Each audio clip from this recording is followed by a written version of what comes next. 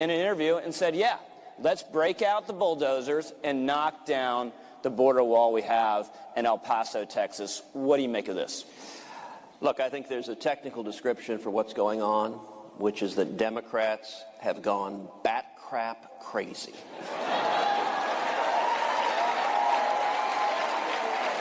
That's a political science term of art, right? If you look at the medical dictionary, it's under B. It is, in fact, a psychosis. Look, they're getting more and more and more extreme on every issue. Think back to the State of the Union. The State of the Union was a display of just how radical Democrats have gotten, where they embraced, they sat there embracing late-term abortion. Now, some of us are old enough to remember Bill Clinton standing there and at least claiming he wanted to see abortion safe, legal, and rare. Now, he wasn't telling the truth, but he was at least emphasizing rare. That's no longer the position of the Democratic Party. They are now for late-term abortion up to the moment of birth, or if you're Ralph Northam, after birth. I mean, that's crazy stuff. On immigration, you used to have Democrats who would say, well, yes, we should secure the border and we should have amnesty. That was the old Democratic position, and a lot of Republicans. Now, their position is, no, don't secure the border at all. Let everybody in and have amnesty. I mean, it is disconnected. And if you look at the fight over the border wall, it's important to understand it wasn't about substance.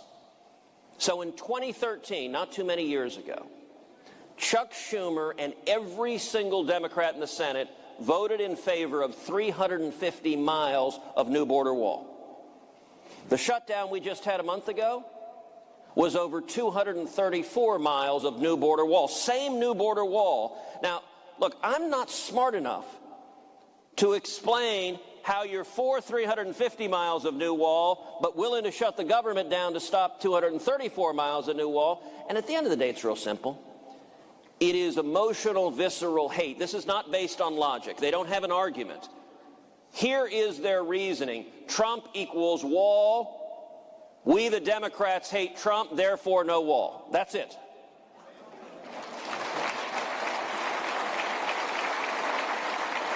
So let me ask you, because I think one of my great frustrations watching how this played out, and I imagine the same is true of a lot of people in the room today, is Republicans had unified control of government in Washington, D.C., if I'm not mistaken, for 2 years. Yes. And how was it that we only came to focus on achieving one of the president's signature promises when Nancy Pelosi was becoming Speaker of the House? What happened in the prior 2 years that there wasn't funding for the barrier? It is a very good question. Let me say both good and bad. Let's start with the good. I do think with a Republican president, Republican majorities in both houses, I think we won some big, big victories the last 2 years. We shouldn't lose sight of those. We passed an historic tax cut, the biggest tax cut of a generation, that included, among other things, repealing the Obamacare individual mandate. We've repealed job-killing regulations, and we're seeing the lowest unemployment in 50 years. We're seeing wages going up. We're seeing the lowest African-American unemployment that has ever been recorded. We're seeing the lowest Hispanic unemployment that has ever been recorded, which is why the mainstream media won't cover those facts at all. I'm getting there. I'm getting there. It's just getting warmed up. As I said, there's good and bad. I'm going to talk about the good first. We've also seen strong constitutionalist judges confirmed. On foreign policy, we're in the middle of the biggest military rebuild since Ronald Reagan. We've moved our embassy to Jerusalem, and we pulled out of the Iranian nuclear deal. Those are big, big victories, and they're victories that as conservatives we should be grateful we were able to deliver on. Now, you asked quite rightly, why didn't we finish the job on immigration? Why didn't we build the wall? Why didn't we deliver on more promises? I agree with you. We should have done much, much more. And I can tell you, last summer, starting in August, I did a long presentation to Senate Republicans that said, look, if you look at history, unified control of the federal government, both houses of Congress and the presidency. It's exceptionally rare for Republicans. It has happened a total of 8 years since World War II. And I said that everyone recognizes there's a real chance we're going to lose at least one house of Congress in November. If that's true, I think at the time there were 183 days to go. And I entitled the presentation, Carpe Diem, seize the day. If we have 183 days left to legislate, let's do that. And what I urged is let's use vehicles that the Democrats can't filibuster. In particular, let's use something called budget reconciliation, which y'all will remember was the vehicle that we passed the tax cut on in 2017. What matters about reconciliation is it's immune from filibuster, so you can pass legislation and the Democrats can't stop it. And what I urged my colleagues, and I urged the president, I urged the vice president, I urged the administration,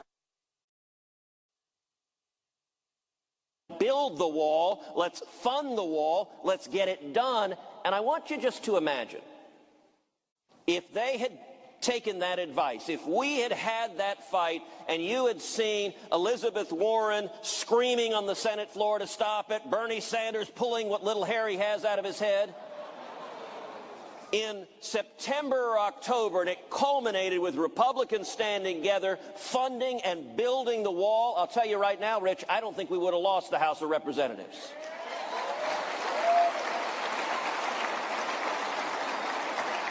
So let's dig a little deeper, because I talked about how in the border fight you saw some foundational issues surfaced.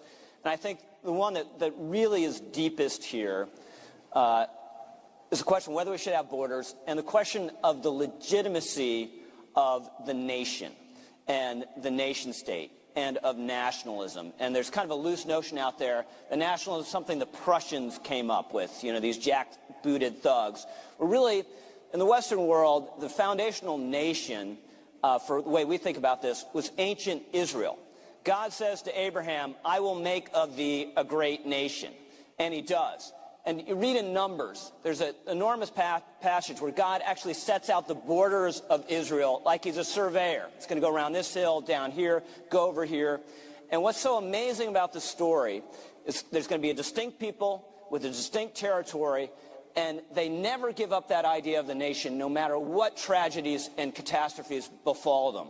You have Jews revolting against Rome to reestablish their nation. And amazingly, 2 millennia later, they do succeed in reestablishing their nation. And in 1982, Menachem Begin, Prime Minister of Israel, they find the bones of some of the Jewish rebels from the last revolt against the Romans in a cave somewhere. They excavate these, they bury them with military honors, and Begin says, dear fathers, we are here in this place, and we'll never leave ever again. In a nutshell, that is nationalism, that is concern for your own nation, and I'm curious, Senator, how you think about this issue that Donald Trump has brought to the fore. It's been hugely controversial. He's been criticized by the great and good all over the world, including the president of France, saying that there's something wrong with this attitude towards the nation. The very opening words of the movie The Godfather are... It's a little bit later. The opening words are, I believe in America. Let me tell you, look, I believe in America. And one of the things that drives the media and drives the far left crazy about President Trump is that he's willing to actually stand up and defend America.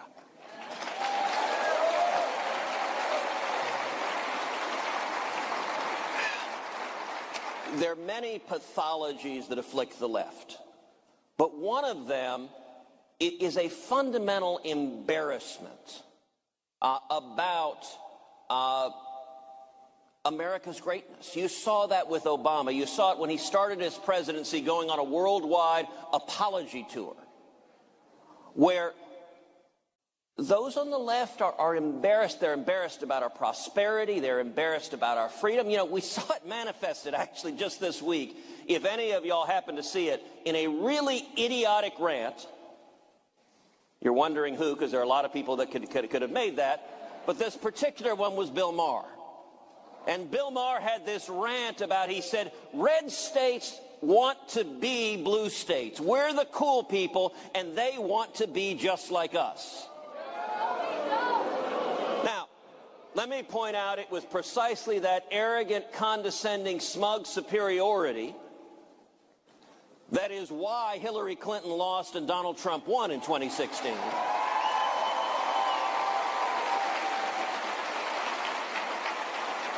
And if you desire to lead interacting with your fellow citizens saying you guys are a bunch of dumb, ignorant rubes that need to shut up and listen to me is perhaps not the best message. I'll also say as a Texan, I can say authoritatively no Texan has ever desired to be from any other state in the country or the history of the universe.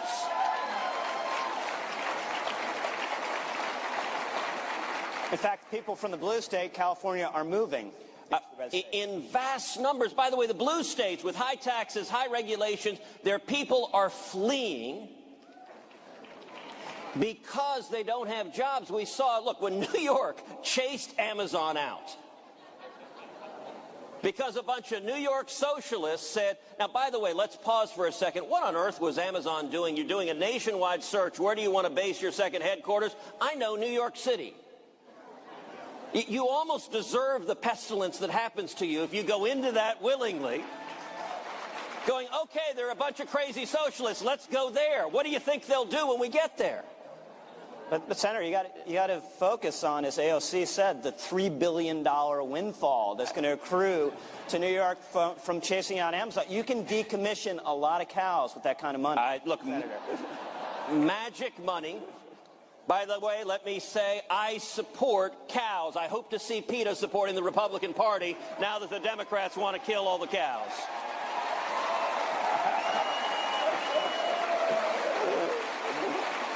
But when it comes to defending America, who we are, look, we are a nation of immigrants. My dad came from Cuba with nothing.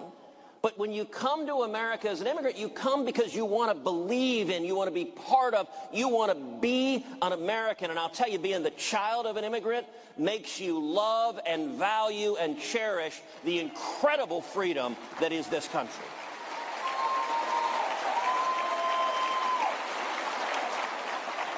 All right, so we have time just for one last question, and obviously we're all gearing up for 2020. It's going to be an absolute war, and you had a really tough race in 2018, unexpectedly in a lot of ways.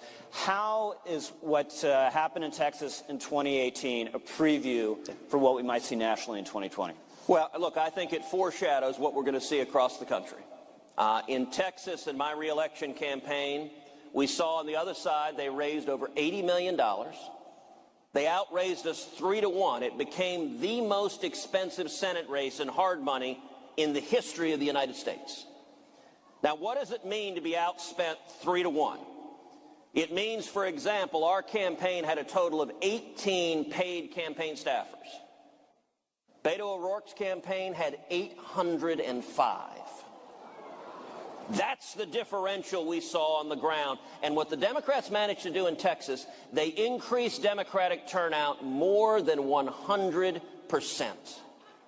It went from, in 2014, the last off-cycle election, it was at 1.8 million. They raised it all the way to 4 million. Now, fortunately, we turned out 4.2 million Republicans. That was the whole margin of victory. Now, what is the lesson for 2020? We are going to see the left turn out in massive numbers. They're going to flood cash. That differential is going to be the battle for the country. And so let me just close by saying, the men and women of CPAC, the young people of CPAC, it's going to take every one of you speaking out, volunteering, energizing, giving money, using your voice, because we're going to see a crazed assault from the left, more unhinged than anything we have seen. Now, there's also the good news. If we turn common sense conservatives out, we can win.